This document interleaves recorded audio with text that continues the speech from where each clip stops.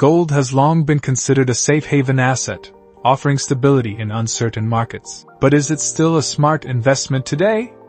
Let's analyze its pros and cons. While physical gold is a tangible asset, investors can also consider gold mining shares and gold-backed paper assets. These alternatives may reduce storage costs but come with their own risks. Unlike dividend stocks, bonds, or real estate, gold doesn't generate passive income. Your returns depend solely on price appreciation, meaning no cash flow until you sell. Gold is not immune to volatility. While it can surge during crises, its value can also drop unexpectedly. Past performance doesn't guarantee future results. Gold can hedge against inflation and diversify your portfolio, but it shouldn't be your only asset. Smart investors balance gold with income-generating investments. So, is gold still a good investment?